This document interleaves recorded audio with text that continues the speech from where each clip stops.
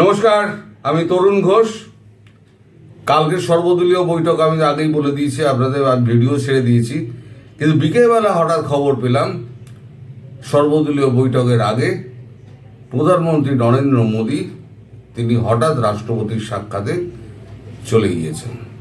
এটা বিকেলে, তখন আমি ভিডিও করছি, ব্যস্ত ছিলাম। পরে আমার কাছে এএনআই থেকে, আমার যেহেতু ফিড নেওয়া আছে, এএনআই থেকে আমার কাছে একটা খবর এসছে যে এরকম রাষ্ট্রপতির সঙ্গে দেখা করেছেন। এতে বিস্তারিত কিছু থাকে না, রাষ্ট্রপতির সঙ্গে কী ব্যাপারে দেখা করেছেন না করেছেন, কোনো বিস্তারিত কিছু হয় না, একটা ছবি বেরোয়।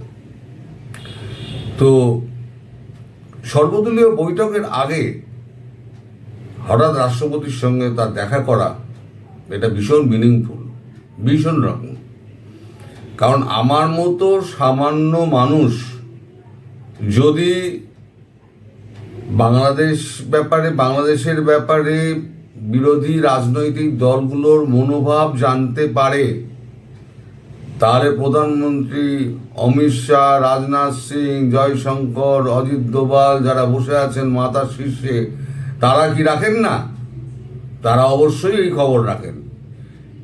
এবং কালকে যে একটা চাপ আসতে চলেছে, সেটাকে মোকাবিলা করতে হবে এবং একটা ফ্রুটফুল ডিসিশন নিতে হবে, সেটা প্রধানমন্ত্রী বুঝে গেছেন। ফলে তিনি এর আগে সেনাপ্রধান সিডিএস সহ 3 সেনাপ্রধান কিন্তু দেখা করে গিয়েছেন, আনুষ্ঠানিকভাবে দেখা করে গেছেন। আমি সেই ভিডিও করেছিলাম, আপনারা দিয়ে দিয়েছিলাম। আজকে প্রধানমন্ত্রী একেবারে সৌজন্য সাক্ষাৎ বলুন বা তাকে জ্ঞাত করানো হোক বা যাই হোক, যেভাবে ব্যাখ্যা করুন না কেন, উনি গিয়ে দেখা করে এসছেন, দেখা করে ওনার কর্তব্য সেরে এসছেন। এবারে আগামীকাল 10:30টায় যে মিটিংটা হবে, সেই মিটিংয়ে উনি জানেন যে আমার ওপরে কি আসতে চলেছে। ফলে তিনি আগে ভাগে সমস্ত গুছিয়ে রেখে দিলেন, যাতে তিনি তার জবাবি বক্তব্যে যাতে তিনি বলে দিতে পারেন আমি এই 1 2 3 4 5 6 আমি রেখে দিয়েছি। এখন শুধু আমাদের ডিফেন্স স্টাফের অবস্থা, যদি বাংলাদেশ ইস্যু নিয়ে যদি কথা হয়, আমি বারবার কিন্তু বলছি, বাংলাদেশ ইস্যু নিয়ে যদি কথা হয়, আর যদি বাংলাদেশ ইস্যু না এই সর্বদলীয় বৈঠকে থাকে, তাহলে পরে আসাদুদ্দিন ওয়েসি যে বলেছেন না যে আমরা প্রস্তাব আনবো, সেই প্রস্তাবের ওপরে আলোচনা করার জন্য এই সপ্তাহেই আমরা টেবিল করব এবং এই সপ্তাহে আলোচনা চাইব। তবে আমার মনে হয় এটা বাংলাদেশ ইস্যু নিয়েই এই মিটিংটা হচ্ছে, এবং আমার কাছে যা খবর আছে সেটা হচ্ছে বাংলাদেশ নিয়ে। এর মধ্যে একটা খবর আমি মিস করে গেছিলাম, সেটা হঠাৎ ইউটিউবে আমার নজরে পড়লো। সেটা হচ্ছে ম্যাসিভ ট্রুপ মুভমেন্ট শুরু হচ্ছে। ম্যাসিভ মানে হয়ে গেছে অলরেডি, কাল রাত থেকে ম্যাসিভ ট্রুপ মুভমেন্ট হচ্ছে, বিভিন্ন পয়েন্টে ট্রুপ মুভমেন্ট হচ্ছে। তার সাথে সাথে মিসাইলগুলোকে সমস্ত ঠিকঠাক রাখা হচ্ছে, ড্রোন মোতায়েন করা হয়েছে বিভিন্ন জায়গায়, এবং এই সমস্ত কর্মকাণ্ড চলছে। আমি ওইটা কিন্তু খবরটা মিস করে গেছিলাম। দেখুন, সব খবর সব সময় পাওয়া যায় না, কিছু কিছু খবর এর ওর থেকে সংগ্রহ করতে হয়। আমার যখন এটা চোখে পড়লো, এই ইউটিউবে যখন বেরিয়েছে খবরটা, তখন আমি পুরোটা শুনলাম, শুনে আমি বুঝলাম যে না, এই খবরটা খুব গুরুত্বপূর্ণ, এটাকে তুলে ধরার দরকার। অর্থাৎ সব মিলিয়ে যেটা দাঁড়াচ্ছে, বাংলাদেশের আকাশে কিন্তু কালো মেঘের ঘটা, এবং মোহাম্মদ ইউনূস মানে বুঝতে পারছেন না, হয়তো উনি বুঝেও অবুঝের ভান করছেন বা নর্মাল থাকার চেষ্টা করছেন, কিন্তু মানে ওনার উপরে যে কি আঘাতটা আসতে চলেছে উনি আন্দাজ করতে পারছেন না। এবং ভারতবর্ষ কিন্তু ইউনূসকে ছাড়বে না কোনো মতে। আমি যেটা বলছি আপনারা এটা দেখে নেবেন, ইউনূসকে কিন্তু ভারতবর্ষ ছাড়বে না, ইউনূসকে কিন্তু ধরে আনবে, যুদ্ধবন্দী হোক বা যে করে হোক, ইউনূসকে ধরে আনবে, পরে হ্যান্ড ওভার করবে, যেখানে যে সরকারই হোক না কেন। আমি এখন বলতে চাইছি না কোন সরকার হবে না হবে, সেটা তো পরের ব্যাপার।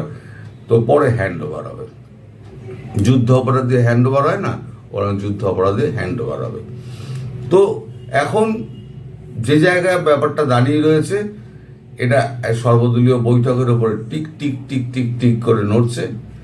আগামীকাল সর্বদলীয় বৈঠক হলেই তো আর আমি খবর পাবো না যে কালকেই আমি খবর পেয়ে গেলাম, পরশুদিন আপনাদের বলে দিলাম, তারপরের দিন বলে দিলাম। এসব খবর তো ব্রিফ হয় না, কাগজেও বলা হয় না এসব খবর।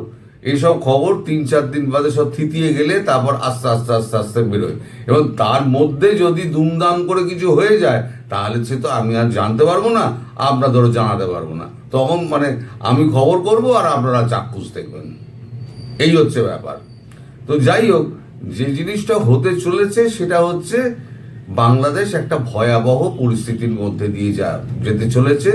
এবং বাংলাদেশের এই যত মৌলবাদী সম্প্রদায় আছে তারা এখনো বুঝতে পারছে না যুদ্ধ জিনিসটা কি, কোনোদিন ফেস করেনি। তো এবার যখন মানে যুদ্ধটা ফেস করবে না, আঘাত কি লেভেলে আসতে পারে এবং সেটা কতভাবে ভয়ঙ্কর হতে পারে সেটা ওদের কল্পনার অতীত।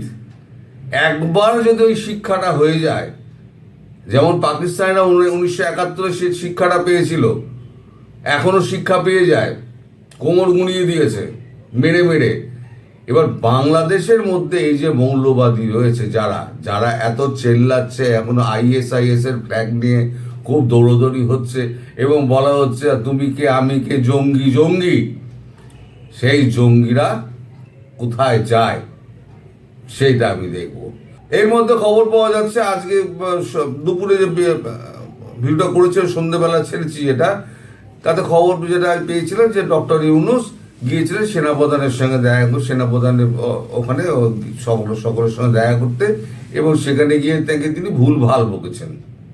আসলে ওনার বলা উচিত ছিল সর্দার খুশ হুয়া, ইনাম চাইয়ে বলো সর্দার বহুত খুশ হুয়া। কিন্তু উনি নাকি উল্টো পাল্টা কি সব বলে টলে ফেলেছেন, এখনো পর্যন্ত আমার কানে আসেনি, নিশ্চয়ই আসবে। সে উল্টো পাল্টা কি বলেছেন, একটা কিছু গন্ডগোল একটা উনি করেছেন সেটা বোঝা যাচ্ছে। এখন কি গন্ডগোল করেছেন সেটা দেখতে হবে। তবে সেনাপ্রধান কিন্তু মুখ শুকিয়ে রয়েছে, তিনি কিন্তু আন্দাজ করতে পারছেন যে কত বড় আঘাতটা আসতে চলেছে। সেটা কাল হোক, 1 সপ্তাহ পরে হোক, 15 দিন বাদে হোক, কারণ এই ছকটা তো করবেন হচ্ছে অজিত দোভাল এবং CDS সহ তিন আর্মি প্রধান, নেভি, এয়ারফোর্স আর আর্মি, 3 জনে করবে। আর অজিত দোভাল এবং রয়্যাল এজেন্ট থাকবে, আইবিতে সেন্ট্রাল আইবি থাকবে, তারাও থাকবে এর মধ্যে। তো সেটা এখন শুধু সময়ের অপেক্ষা, কবে হবে। যাই হোক না কেন, ওই যে বললাম বাংলাদেশের আকাশে দুর্যোগের ঘনঘটা এবং ইউনূসের নিস্তার নেই। আমি বলে দিলাম, ইউনূস যা করেছে বাংলাদেশের ওপরে, বাংলাদেশকে যে ধ্বংসস্তূপের ওপর দাঁড় করিয়ে দিয়েছে, এবং যারা ইউনূসের সঙ্গে এই আলিবাবা 40 জন রয়েছে, প্রত্যেক কটার কিন্তু বিচার হবে, আর নইলে গুলি খেয়ে মরবে। আপনারা সবাই ভালো থাকবেন, সুস্থ থাকবেন এবং সাবধানে থাকবেন। দেখা হবে কাল। নমস্কার।